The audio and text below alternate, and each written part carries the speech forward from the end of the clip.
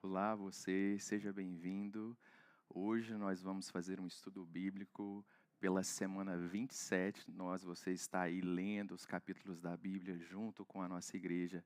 E hoje Deus nos traz uma palavra de amor para o nosso coração, uma palavra de paz. Nada melhor do que ler a Bíblia, estudar a Bíblia e ver o que Deus tem para nós, ok? E hoje eu escolhi o texto de 1 Coríntios 9, 19 a 27, eu convido você a abrir a sua Bíblia e ler comigo aí da sua casa, tá bom? Vamos fazer essa leitura. Porque, sendo livre para com todos, fiz-me servo de todos para ganhar ainda mais. E fiz-me como judeus para os judeus, para ganhar os judeus, para os que estão debaixo da lei, como se estivera debaixo da lei, para ganhar os que estão debaixo da lei. Para os que estão sem lei, como se estivera sem lei, não estando sem lei para com Deus, mas debaixo da lei de Cristo, para ganhar os que estão sem lei.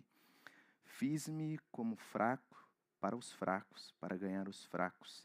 Fiz-me tudo por todos, para, por todos os meios, chegar à salvação de alguns, chegar a salvar alguns. E eu faço isso por causa do Evangelho, para ser também participante dele. Não sabeis vós que os que correm no estádio, todos na verdade correm, mas um só leva o prêmio? Correi de tal maneira que o alcanceis. E todo aquele que luta de tudo se abstém. Eles o fazem para alcançar uma coroa corruptível, nós, porém, uma incorruptível. Pois eu assim corro, não como a coisa incerta, mas combato, não como batendo no ar. Antes, subjugo o meu corpo e o reduzo à servidão, para que, pregando aos outros, eu mesmo não venha de alguma maneira a ficar reprovado. Quem escreveu essa carta aqui foi o apóstolo Paulo. Ele se escreve, são vários capítulos, né? Ele dá várias ensinamentos para a igreja de Corinto, e ao final aqui do capítulo 9, da metade para frente, ele faz essa exposição, e eu achei muito interessante como Paulo enxergou a sua vida, como ele usou todo o tempo da sua vida. Eu quero destacar aqui para vocês as estratégias que Paulo usou para pregar o evangelho e como ele enxergou a sua própria vida no tempo que ele estava aqui vivo, ok?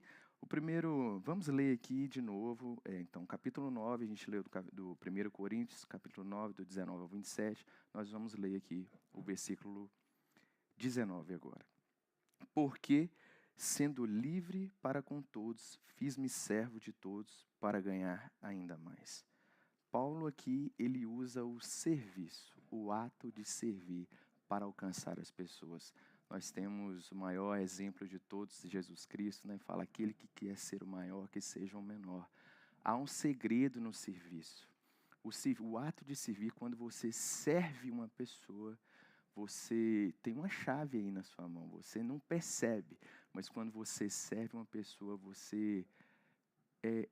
o ato de servir ele é capaz de abrir os corações até mais duros. Porque, pense comigo, ninguém resiste a uma pessoa, ninguém resiste a uma ajuda. Às vezes a pessoa está ali precisando, né, tem uma necessidade, e você serve aquela pessoa, você nem conhecia aquela pessoa nem nada, mas a partir do momento que você serve aquela pessoa, gera ali uma oportunidade de você chegar àquela pessoa e até conversar sobre tantos assuntos, inclusive o evangelho. Mas esse serviço de Paulo, ele não é um serviço, eu não acredito que era um serviço assim sem finalidade, sabe? Era um serviço com intenção. A gente não vai ficar servindo sem sabedoria, sem uma finalidade, sem um porquê. Não é meramente o ato de servir por servir. Mas Paulo aqui, ele servia. Veja que ele tem um propósito no serviço dele. Olha, versículo 19. Para ganhar ainda mais. Ganhar quem? As pessoas que não conhecem a Cristo. Então, ele usava o serviço. Então, como eu posso servir? Tem duas maneiras que você pode servir a Deus aí de uma forma estratégica para ganhar essa oportunidade, essa chance de falar do amor de Deus para aquela pessoa. A primeira é você a servir quando é pedido. Aí temos inúmeras situações da vida, né? Um amigo que faz aquele convite que, né? Oh, que convite bom, né? Vamos fazer uma mudança? Nossa, eu vou mudar agora, você podia me ajudar?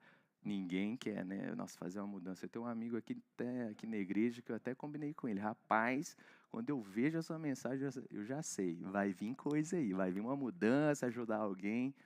Essa é uma oportunidade, você servir quando é pedido. E a outra forma de você servir também uma pessoa é quando você não é pedido. É quando você, a partir de um olhar de empatia, você consegue perceber que aquela pessoa precisa de ajuda e você se coloca à disposição daquela pessoa. A pessoa não te pediu, mas por um olhar de graça e de amor que Deus coloca no coração da gente, a gente serve aquela pessoa, nos colocamos à disposição e aí você tem a oportunidade, a partir do ato de servir, é criada assim uma relação de confiança que ninguém explica. É uma chave. Eu falo assim que você nunca teria chance de conversar assuntos tão importantes com aquela pessoa se você não tivesse primeiramente servido a ela. Então, Paulo, ele serviu a todos para ganhar ainda mais. Vamos para o versículo próximo, versículo 20.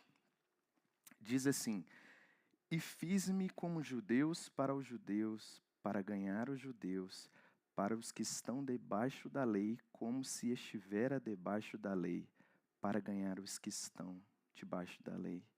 Essa é uma estratégia de Paulo que, quando eu estava lendo aqui, falei, o que quer dizer isso aqui?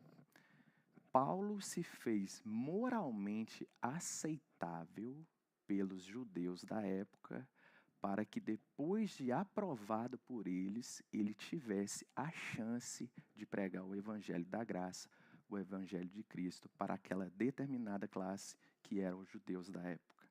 Então, qual era a lei que os judeus seguiam? A lei de Moisés. Então, Paulo pensou, ok, se para chegar até eles eu devo cumprir tudo isso que eles estão dizendo que é moralmente aceitável, aprovado, então eu vou ser aprovado por eles primeiramente para que depois eu consiga chegar até a chance de falar do evangelho da graça para eles.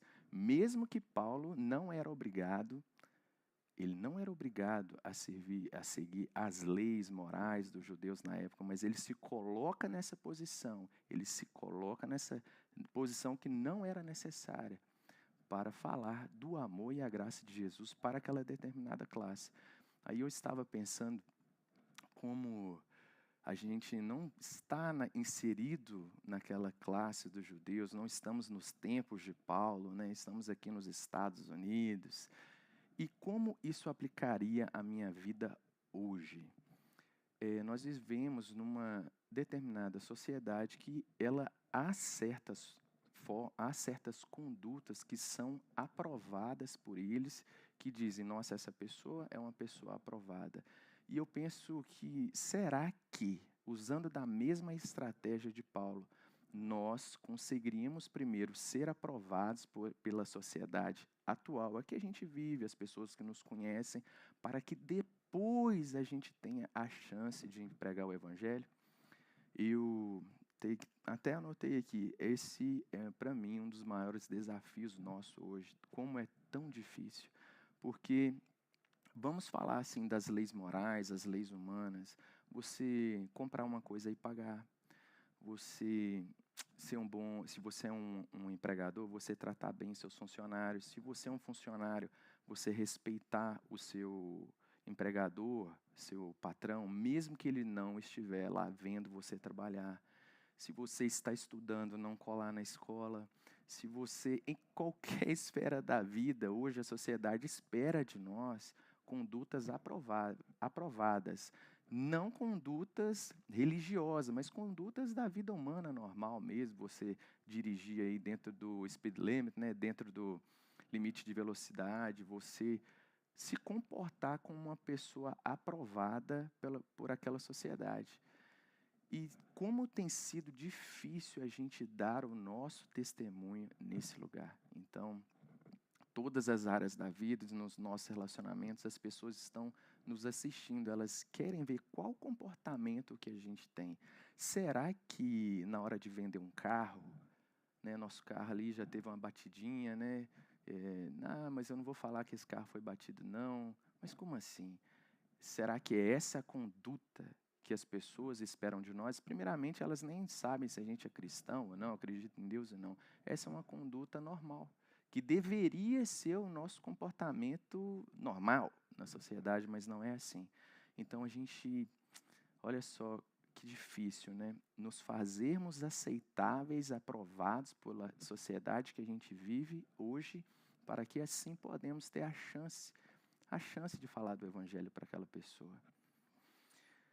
No versículo 21 diz assim: para os que estão sem lei, como se estivera sem lei, não estando sem lei para com Deus, mas debaixo da lei de Cristo, para ganhar os que estão sem lei. Então, no versículo 19, Paulo usou o serviço para alcançar as pessoas. No versículo 20, ele se fez moralmente aceitável para uma determinada classe de pessoas para que ele pudesse falar do amor de Deus. E no versículo 21, Paulo foi para a galera que não acredita em nada, né? A gente tem essas pessoas, as pessoas que ou não acreditam em nada, os ateus, muitos filósofos, ou é pessoa que acredita que toda sabedoria é válida, que tudo leva a Deus, que todos os deuses são bons, que não é nem certo nem errado, a verdade é relativa, mas isso não é a verdade. Vamos falar, eu vou ler aqui o versículo de João 14,6. Essa é a definição da verdade. Jesus é o caminho, a verdade e a vida. Às vezes eu vejo as opiniões, né, de pessoas que viveram a vida inteira, sem dar, elas não conhecem a Deus, viveram a vida assim, sem dar oportunidade para Cristo, e aquela pessoa precisava de Cristo. Então, a gente não pode aceitar porque a pessoa é ateu ou ele é uma pessoa que aceita tudo, que ela não precisa de Cristo. Por quê? Está escrito aqui em João que Jesus é o caminho, a verdade e a vida. Às vezes a gente escuta as opiniões das pessoas, né? Tudo que elas acreditam assim, eu fico pensando, nossa, como essa pessoa consegue viver sem Jesus? Como ela lida com os problemas da vida dela? Ok, se ela não tem problema nenhum, em que base, em que ela está se sustentando essa não é uma fé, né? Esse acreditar, essa crença em alguma coisa. E a gente fica, às vezes, tímido de falar de Jesus, parecendo que Jesus é um homem, né, que viveu há muitos anos, 2000 anos atrás, que ele não faz, que ele não está vivo, que ele não é presente. E a gente deixa de falar do amor de Deus, da graça de Deus para essas pessoas, sendo que essas pessoas precisam de Jesus. Não há outra vida a não ser em Cristo. Então a gente aceita as opiniões delas, mas não apresentam o amor de Deus, talvez porque a gente fica tímido ali, não quero entrar nesse assunto não. Não é para discutir religião. Jesus não é religião. Jesus não é partido político, Jesus não é bandeira de igreja, Jesus não é denominação, nenhuma igreja é melhor que a outra. Jesus é a vida, é a resposta que todos nós precisamos. Inclusive, como nós fomos alcançados por essa resposta de vida. Por que aquela pessoa não pode? Por que a gente não pode apresentar o Cristo somente, sem entrar em discussões? Todos, filósofos, todos que acreditam em tantas coisas aí, elas precisam conhecer o Jesus verdadeiro. Amém? E depois, no versículo 22, ele diz assim: fiz-me como fracos para os fracos, para ganhar os fracos. Fiz-me tudo para todos, para por todos os meios chegar a salvar alguns. E eu faço isso por causa do Evangelho, para ser também participante dele. Fiz-me como fraco para os fracos. Paulo, ele fala aqui ele está sendo humilde, né? Porque às vezes ele poderia se achar melhor, mais crente, né? Mas aí ele está pensando, às vezes, em mim, que estava ali fraco na fé, e tem dias que eu estou assim mais, né? Tem dias que são mais difíceis, e ele não se fez de fraco, ele desceu e falou, não, vamos para Cristo, isso vai passar, e no outro dia você, opa, já não estou assim, estou melhor, vamos para frente. E ele fez-se fraco, né? Não tendo assim, eu sei de tudo de Deus, qualquer resposta eu tenho. Não, ele fez fraco. Ele assumiu aqui que há pessoas que precisam de mais atenção. Há momentos na nossa vida que a gente já está, né? Tem dia que a gente está meio assim, né? Mais fraco. E vem uma palavra de um amigo. Não, vai dar certo. Deus, vamos orar aqui. Você visita aquela pessoa. E aquela pessoa, não, eu não quero visita. Não, vou te visitar, vou chamar você para comer alguma coisa. Por quê? Aquilo vai passar. Aquilo vai passar. Você já enxerga que aquilo é só um momento daquela pessoa. Depois ele diz, depois de se fazer fracos para com os fracos, ele diz, eu fiz-me de tudo para todos, por todos os meios, para salvar, chegar a salvar alguns. Aqui tem uma notícia que é bem triste, bem triste. Porque apesar de tudo que nós fizermos, todos os nossos esforços aí, é Deus que, né? É Deus que convence o coração do homem, sim, com o Espírito Santo, mas tudo, depois da gente pregar a palavra, visitar as pessoas, falar do amor de Deus, nem todos irão se salvar. Porque, infelizmente, é assim. Eu fiquei assim, olhando, né? Ele não falou para salvar todos, para salvar alguns. Às vezes você está escutando essa mensagem aqui agora e fala, esse negócio de Jesus aí não é para mim não. Esse negócio é muita loucura, esse negócio de céu, inferno, amor de Deus, quem é Deus. Você agora está ouvindo a palavra de Deus. E tem um versículo em Apocalipse 3:20, quero ler aqui para você. Só um segundo, não desanime. Apocalipse 3:20 diz assim: Eis que estou à porta e bato. Se alguém ouvir a minha voz e abrir a porta, entrarei em sua casa e com ele cearei, e ele comigo. É muito lindo esse versículo. Eis que estou à porta e bato. Neste momento, Jesus está batendo aí a porta do seu coração. Mas quem tem a chave? Quem tem a chave desse coração? Só você. Jesus não vai arrombar essa porta, meu irmão. Você está ouvindo essa palavra aqui e eu sei que Ele está falando ao seu coração. Ele está aí batendo na porta da sua consciência, falando, deixa eu entrar. E é incrível que alguns vão deixar Ele entrar e outros não. E Ele diz aqui que se alguém ouvir a minha voz, Ele está batendo, e abrir a porta, entrarei em sua casa, que é o seu coração, e com ele cearei e ele comigo. Por isso eu digo para você que essa estatística de Paulo não foi feita para você. Então não resista ao Espírito Santo, não resista a essa voz aí que está batendo no seu coração. Amém? Depois Paulo continua assim: e eu faço isso por causa do Evangelho, para ser também participante dele. E meu irmão, o Evangelho está acontecendo. Quando Jesus chegou o reino dos céus, é um movimento que está acontecendo. Às vezes você e eu não estamos percebendo, mas há pessoas aí trabalhando para o reino de Deus. E Paulo disse que fez aqui uma afirmação, que fiz para ser participante do Evangelho. 24.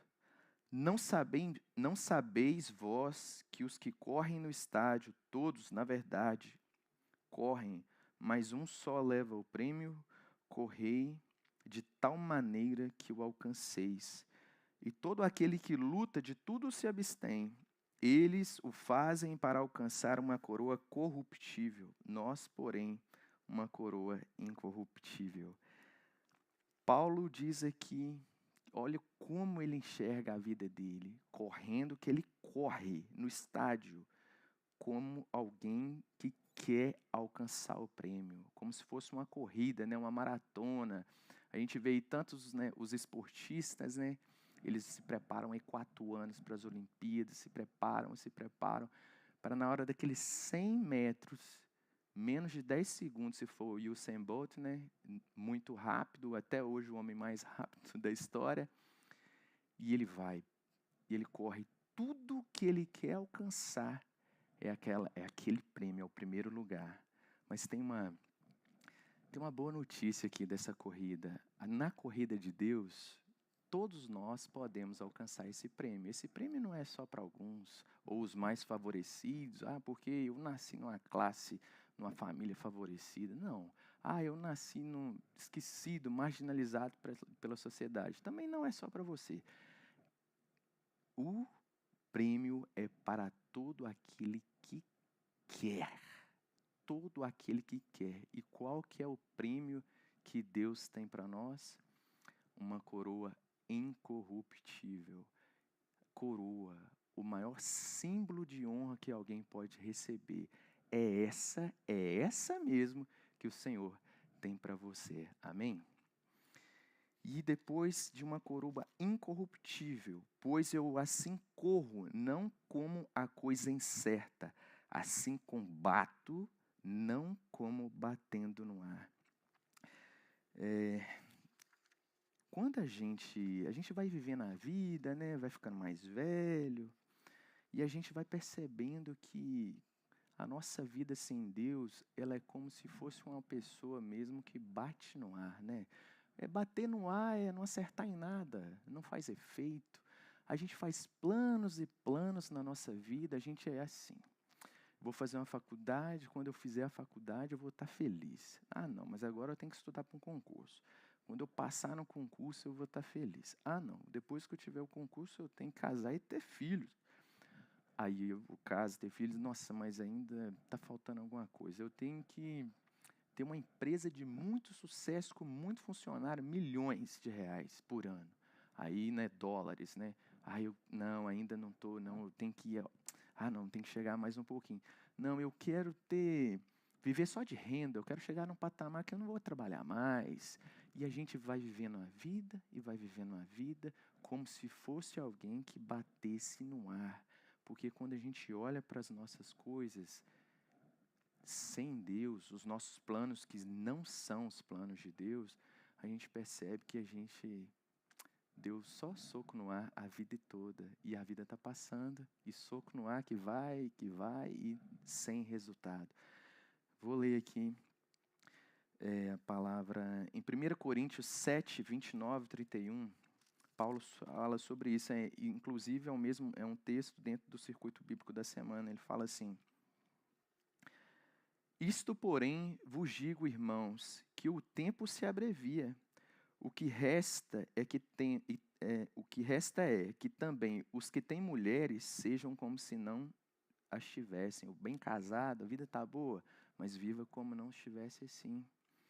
Os que choram como se não chorassem, porque isso vai passar. Os que folgam como se não folgassem. Nossa, já resolvi a vida. Viva como não estivesse resolvido. Os que compram como se não possuíssem. Nossa, eu vou comprar uma casa ano que vem. Nossa, estou prosperando. Como se não estivessem. E os que usam deste mundo como se dele não abusassem, porque a aparência deste mundo passa. Mas eu também tenho que casar, tenho que prosperar, comprar casa, ter funcionário, fazer, né, viver. Mas, ok, você vai, mas viva. Tudo isso como se não vivesse. Primeiro o reino de Deus, e isso encaixado no reino de Deus. Porque senão vai ser um soco no ar um ano, outro soco no ar outro ano, e assim, todo ano que passa a gente vai dando soco, e a gente não acerta o alvo. Então, qual que é o alvo? é o que Deus tem para cada um de nós. O que Ele tem? Uma coroa incorruptível, um incorruptível. Estava pensando em tudo isso, né? Porque Paulo, lendo aqui os versículos, Paulo fez tudo isso. Tudo isso. Ele serviu a todos. Ele fez-se aprovado pelos judeus para que pudesse falar da graça e do amor de Deus. Ele fez-se fraco para andar com o que estava fraco na fé naquele momento. Ele se absteve de tudo, ele se fez participante da obra de Deus. E eu estava pensando, mas como, Deus? Como que um homem como que um homem pode atingir tal? De onde vem essa força? De onde vem essa força? O amor por Cristo. Tudo que a gente faz por amor, quando a gente entende que Jesus nos alcançou, todas essas coisas aqui não passam, não chega a ser um fardo pesado, porque são ações que que o nosso coração já anseia em fazer, porque você se lembra de quando você estava aí nos vícios, como a sua vida era difícil, você encontrou a Deus, Ele restaurou a sua vida. Quando você conversa com uma pessoa que está passando por uma situação semelhante, você fala, meu Deus, você precisa de Deus, meu irmão. Você precisa encontrar aquele que fez essa obra na minha vida, pode fazer na sua também. Então, essa paixão por Cristo é a paixão que Paulo tinha. Paulo tinha essa paixão por Cristo e a paixão pelo Evangelho. É difícil ter que falar assim, você tem que fazer isso aqui, gente. Não é não são regras. Porque você tem que servir a pessoa. Você tem que agora, não pode, né? Porque não, o que você comprar, paga. Se você é empregado, honra seu patrão. Não são regras, isso não são condutas que são colocadas de modo forçado em você. É o coração, é o nosso coração que nós precisamos tratar. Paulo, ele não chegou aqui sem uma transformação nesse lugar, sem conhecer a Cristo. Nós sabemos a história, como ele conhece a Cristo, a forma forte que é. Por isso que tem essa paixão. Então, meu irmão, nesse estudo bíblico de hoje, nós encerramos por aqui. E a oração que eu faço para mim e por você é: Deus, me dá essa paixão. Me faz enxergar como o Senhor vê. Por que eu sirvo? Eu sirvo de forma voluntária porque eu amo a Cristo. Ele me amou primeiro. Esse entendimento que Ele te amou primeiro, enquanto você não estiver nele, vai ficar pesado cumprir essas coisas, vai ser assim uma cobrança. E não é isso que Deus quer. A oração que nós devemos fazer hoje é: Deus, como ser mais apaixonado por Ti? Porque depois que isso for resolvido, todas essas coisas aqui serão automáticas na sua vida e na minha vida. Então eu oro a Deus para que hoje a nossa oração seja: me dê esse coração que Paulo tinha, essa paixão. Porque aí eu quero servir, eu quero, preciso de você ali na recepção da igreja. Não, pode colocar meu nome aí. Olha, vamos ali fazer uma mudança para ajudar uma pessoa? Coloca meu nome aí. Vamos cantar no coro da igreja?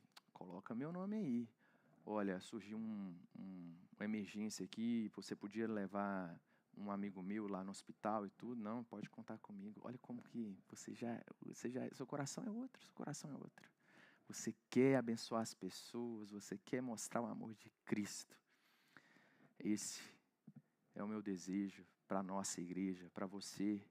E se você hoje sentiu essa voz de Deus falando ao seu coração, para Ele deixar Ele entrar aí, Ele bateu na porta, e você quer deixar Ele entrar na sua vida, nós estamos aqui na igreja de Elizabeth.